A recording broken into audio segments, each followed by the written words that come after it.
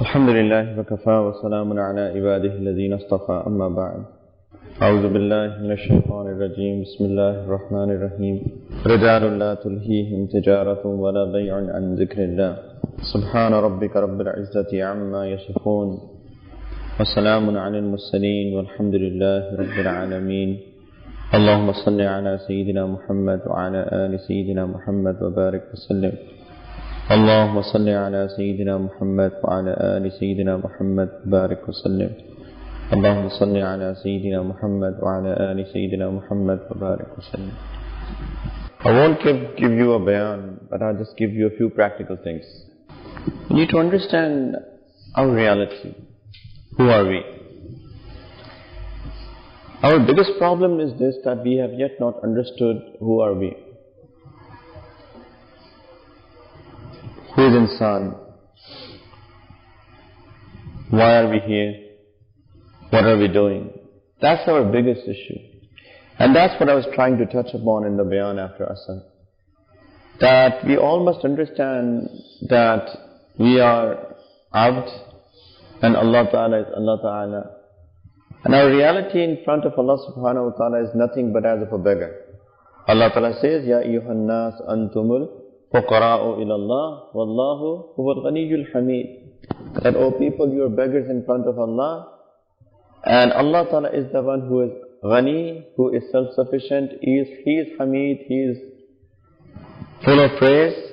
إِن يَشَأْ يُذْهِبْكُمْ وَيَأْتِي بِخَلْقٍ جَدِيدٍ. Ajib, looks like a king is talking. إِن يَشَأْ يُذْهِبْكُمْ وَيَأْتِي بِخَلْقٍ جَدِيدٍ. If He wants, then He can just remove you. And He can bring a new set of people. وَمَا ذَلِكَ عَلَى اللَّهِ بِعَزِيزٍ. It's not difficult for Allah. How many are the times that Allah Subhanahu wa Ta'ala has actually replaced the whole set of people? Qawm of Nuh alayhi salam, Aad, Samud. You look into the history, Allah Ta'ala has mentioned all of these stories in the Quran just to tell us about our reality. So if we understand this one thing, that who are we, everything will be okay. Everything will fall into place. So please reflect on this. Understand that number one, we are abd of Allah Ta'ala. Number two is that the goal of our life is not this dunya. Goal of our life is not to gather dunya. Goal of our life is to gather akhirat. This month has been given to us by Allah Subhanahu wa Ta'ala so that we gather our akhirat. If we are focused on dunya even in this month, and subhanAllah, what else do we do outside this month? So please understand that the goal of all of us is akhirat, dunya. It's very interesting. If I ask any of you, how are you doing? What will be your answer? Doing perfectly fine, health is okay, wealth is okay, right? Everything is perfect. This would be our normal answer. Well, I wish that this is the answer. I really wish this is the answer. Because normally the answers are what? Answers are only complaints. How are you doing? Not too bad. Even if you have to say we are okay, the tone. Okay. Right? Even there is a complaint in saying okay.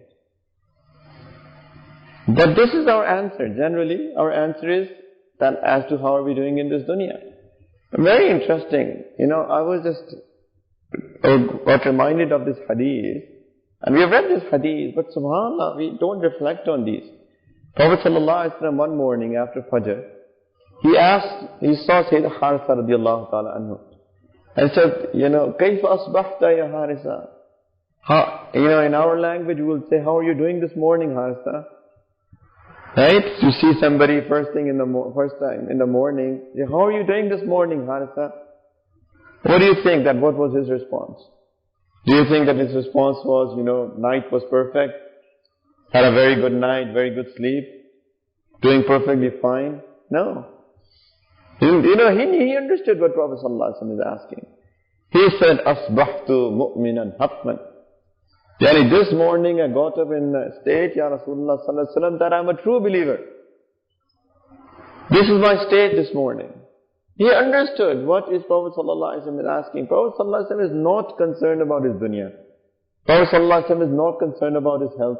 He is not concerned about his wealth. He is not concerned about his house. He is not concerned about his sleep. He is not concerned about his wife and his children. He is. I'm not saying that he wasn't concerned at all. What I'm saying is that he had a bigger concern. His concern was that how is your iman? How is your iman? He said, Asbahtu mu'minan haqqan. Ya Rasulullah, I got up this morning in a state that I'm a perfect believer. I'm a true believer. So Prophet ﷺ, he wanted to check that if statement is true. He said, لِكُلِّ شَيْءٍ حَقِيقَةٌ وَمَا حَقِيقَةُ إِيمَانِكَ يَا حَارِسَةً. Everything has a reality. What's the reality of your iman? You are claiming such a big statement. What is the haqiqat of your iman? And he said, Ya Rasulullah, I got up this morning in a state that as if I'm seeing the arsh of Allah Ta'ala with my eyes. Ya Rasulullah, I got up this morning in a state as if I can see the people of paradise entering into paradise. Ya Rasulullah, I got up this morning in a state as if I can see the people of hellfire entering into the hellfire. You know, we can't even imagine what was he talking about, because we don't even think about these things. And Prophet ﷺ said, indeed, you are right, understand? You are right in your claim. But this is what they were doing. Amazing. You know, subhanAllah, sometimes you do all of these studies, people go into madaris, people study all of these books of hadith. You know, one sister who graduated this year from our madrasa, his family was taunting her, asking her, what do you know more that we don't know? Yani, they were saying that you spend all of these years in the madrasa, what do you know that we don't know? Allahu Akbar. Ajib, people get to know about the haqiqat of iman. When they read all of these books of hadith, you will be amazed. And you will be amazed at how did these people live? How did Sahaba live? They will meet with each other, and before they separate, they will recite Surah Al-Asr to each other. Remind each other. You know, oh, wal-asr, remember, innal insana lafi khusr. Everybody is in loss. إِلَّا الَّذِينَ آمَنُوا وَعَمِلُوا الصَّالِحَاتِ وَتَوَاصَوْا بِالْحَقِّ وَتَوَاصَوْا بِالصَّبْرِ. Only these people are successful. People who have iman, who do good actions, and who are steadfast on truth. They help each other in truth, and they're patient over that. Only these people are successful. Amazing. And they are people, they are humans. We are humans. They had the same Rabb, we have the same Rabb. They had the same deen, we have the same deen. They had the same Prophet, we have the same Prophet. Allah Ta'ala's stamp is with them, radiyallahu anhum wa radu anhu. All of them, Allah Ta'ala is pleased with all of them, and they're all pleased with Allah. And we don't even have a guarantee. SubhanAllah, still yet our state is such. So what is the problem? Problem is that we have not understood our reality. That's the problem. We have not understood who we are. That's why our focus is families, lives, children, our food, etc. How are we going to spend our weekends? Where are we going to do our iftar? So Ramadan comes, and Ramadan is all about iftar parties. I don't know if it happens here or not. It happens here or not? Timely, chalo. Shukr hai timely. Alhamdulillah.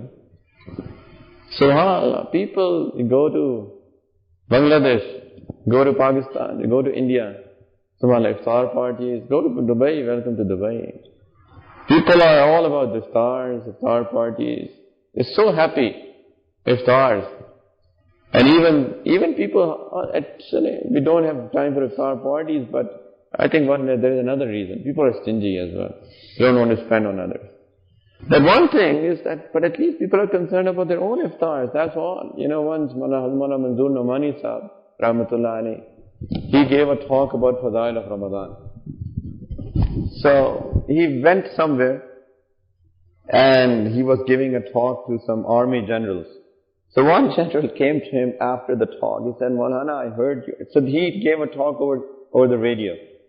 That talk was broadcasted over the radio. So this army general, he came to Maulana Manzoor Sahib. He said, Maulana, your talk was wonderful. I heard your talk on the radio. You gave all of the fadail of Ramadan. You forgot one virtue. He said, what was that? He said, Maulana, you forgot that about the virtue of iftar? how much do we enjoy in iftar in Ramadan? That is the biggest virtue. That's our focus. So all Ramadan is about iftar. Ramadan is about, some people don't even care. Whatever days, what the life they were living outside Ramadan, same as their life within Ramadan. They don't even care that if there is anything different. I teach my friends, we remind each other of how should we spending our Ramadan, and these guys, they go and they tell others, no, we can't do it because Ramadan. There's very common reply is what? We are also Muslims. What are you talking about? Don't you think that we are Muslims as well? We are all Muslims, we don't realize. What does it mean we have Ramadan? Ramadan is about understanding our reality and understanding our connection with Allah subhanahu wa ta'ala. Please understand this, my friends, this month. Make this month a life-changing experience. Have a life-changing experience in this month, please.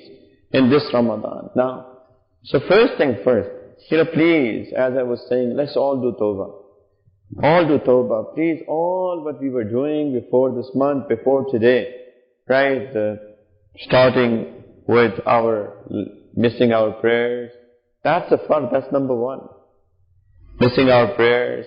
If people have not been praying in the masjid, please start coming to the masjid, pray in the masjid.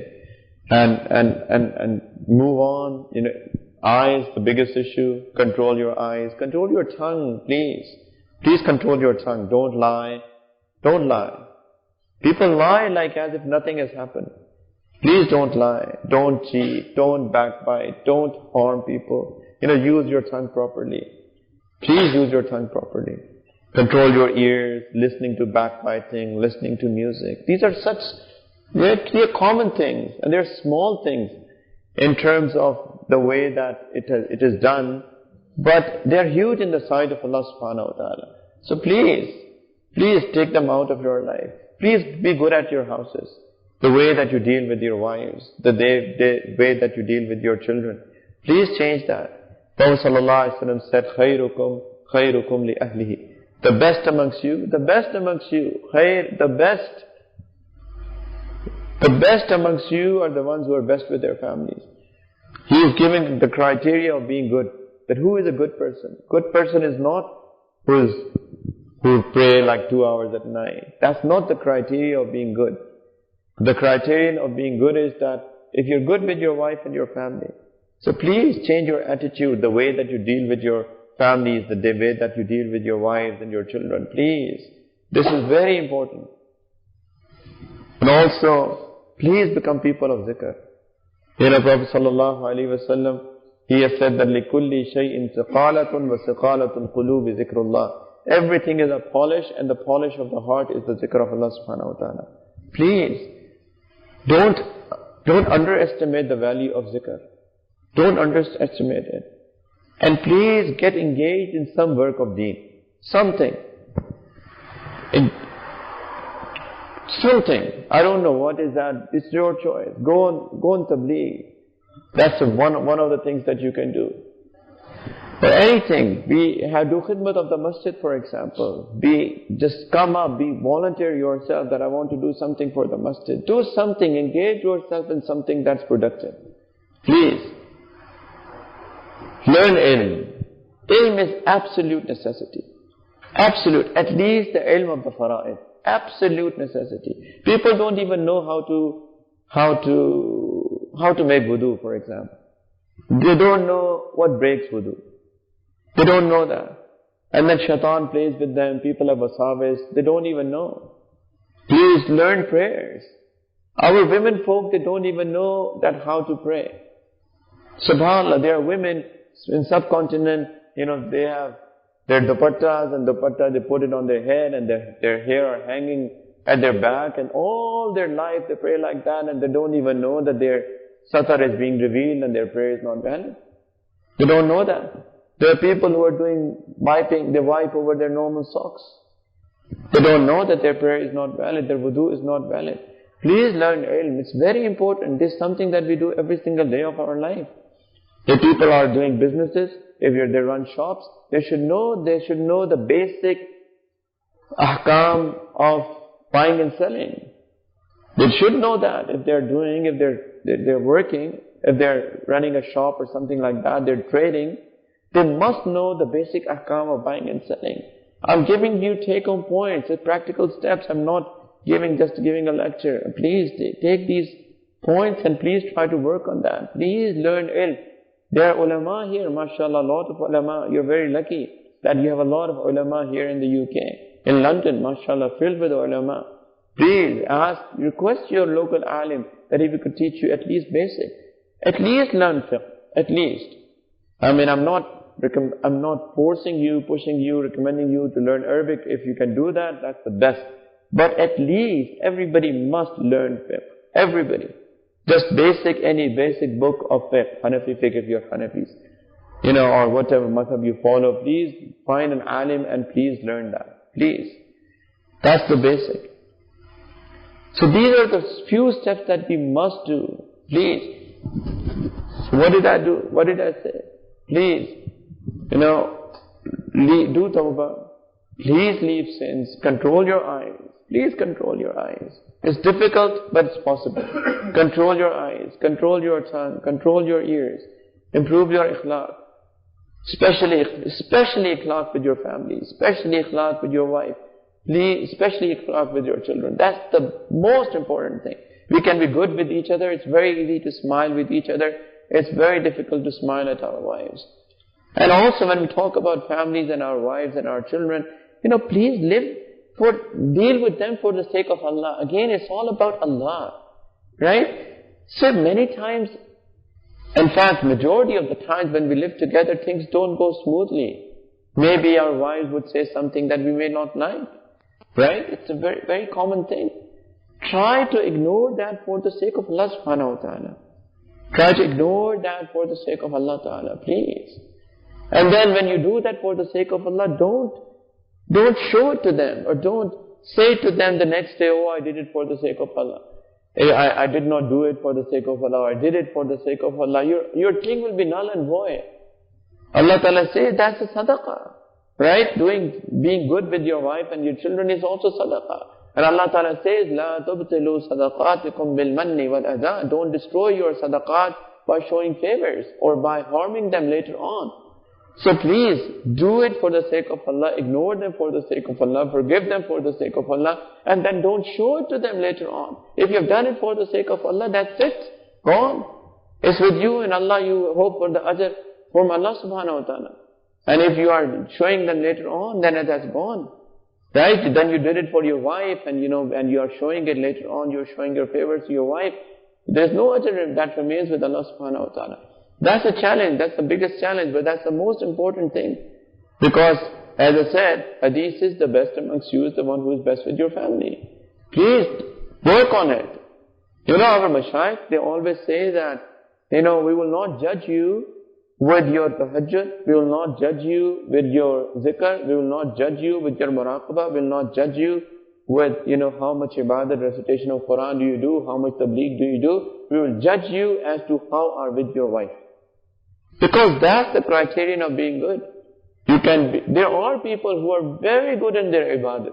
You will find them in the first row in the masjid.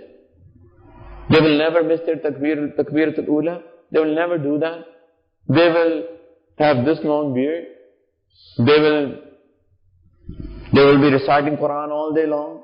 You will find them. But subhanAllah, you ask their wives and possibly they are the tyrants in the house. So where is the goodness? Where is the goodness?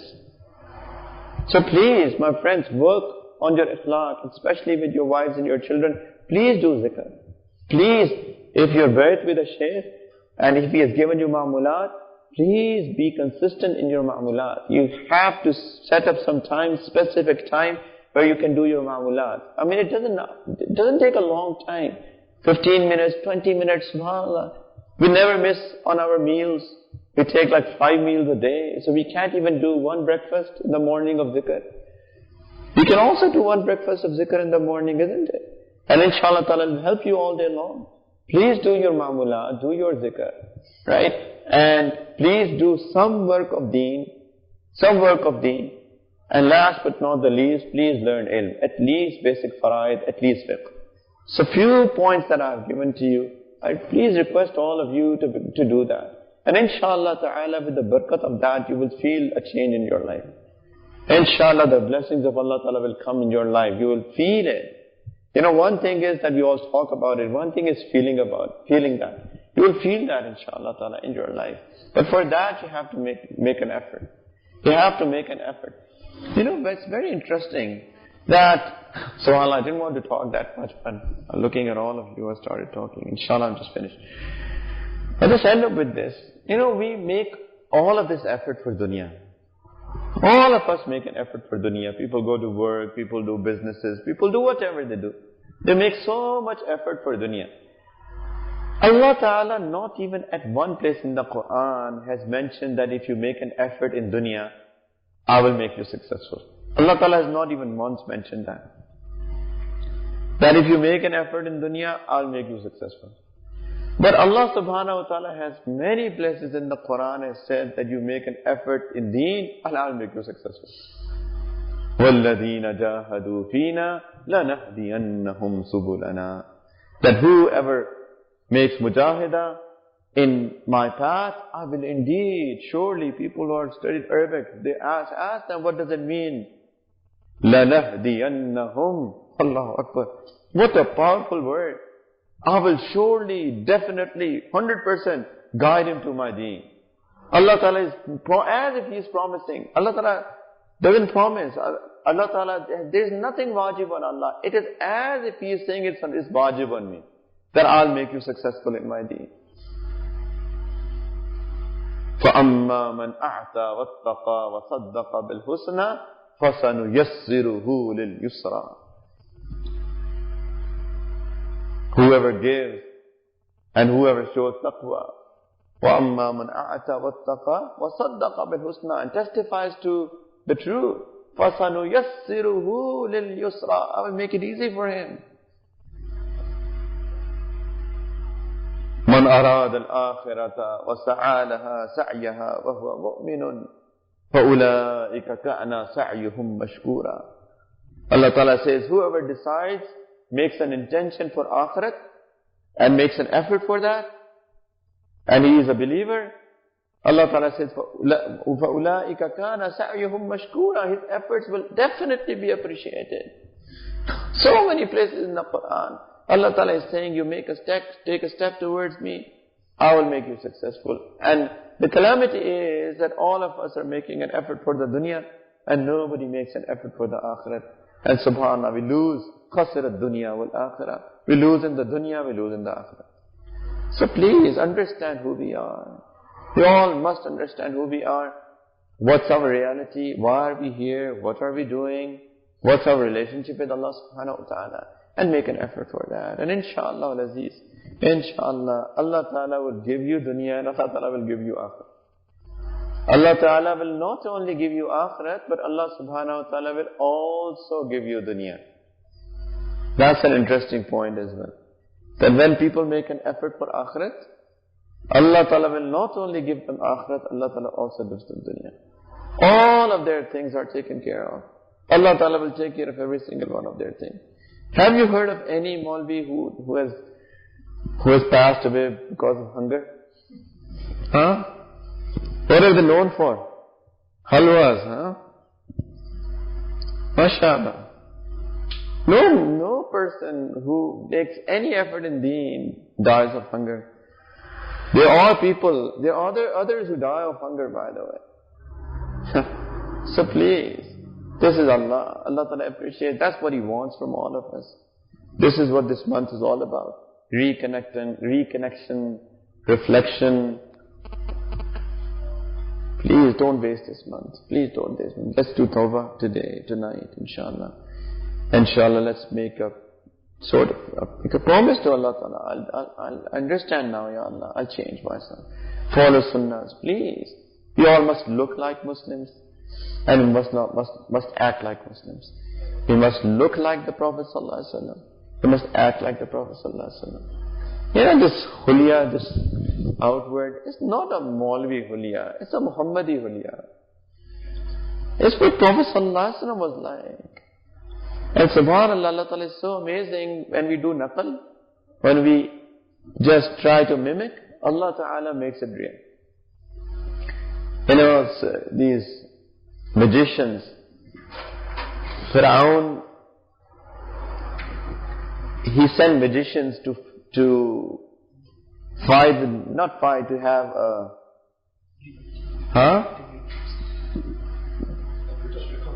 contest with Sayyidina Musa alayhi salam.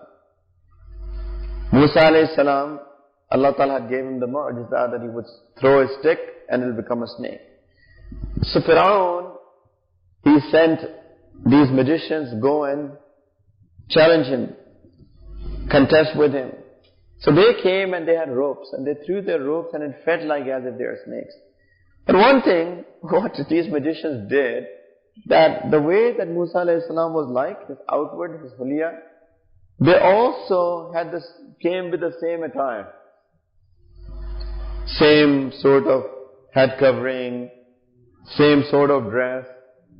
They all came, because it was like a contest, right? So they thought that we should look like, when we go to, in the field, say for example there's a test match, both people, both teams are wearing the same, both wearing white.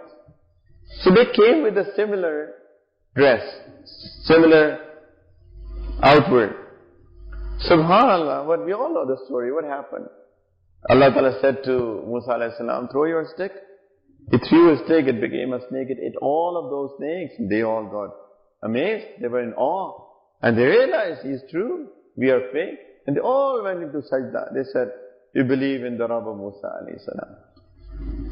It is written in the books, Musa alayhi salam asked Allah Ta'ala, Ya Allah, I cannot understand this mystery. That these people, they came against me, they stood up against me, they were contesting against me, and you gave them iman. So Allah Ta'ala said to Musa alayhi salam, Musa, that's true, but they all look like you. They all look like you, so how could I not give them iman? How could not I make them real? They were outwardly looking like you, so I wanted to make their hearts like yours as well. This is the beauty of the outward. When we outwardly we follow sunnahs, Allah Ta'ala will make our heart one day as well, inshallah. But for that we also have to make an effort. Not only rely on that, but make an effort. But Allah Ta'ala will make it easy, inshallah. So may Allah Ta'ala give us all tawfiq. Wa akhiru da'wana and alhamdulillahi rabbil alameen. على سيدنا محمد وعلى آل سيدنا محمد وبارك وسلم. ربنا ظلمنا أنفسنا وإن لم تغفر لنا وترحمنا لنكونن من الخاسرين. ربنا لا تزغ قلوبنا بعد إذ هديتنا وهب لنا من لدنك رحمة إنك أنت الوهاب.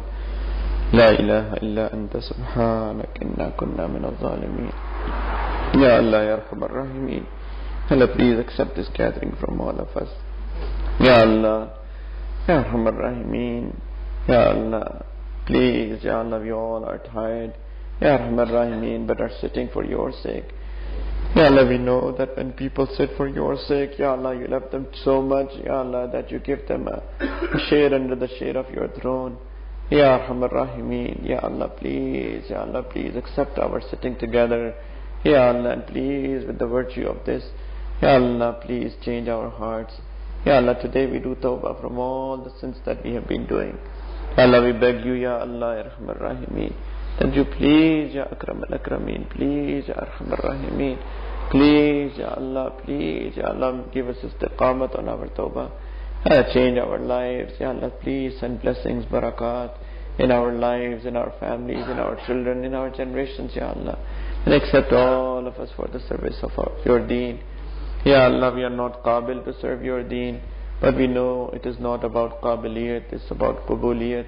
Accept all of us, Ya Allah.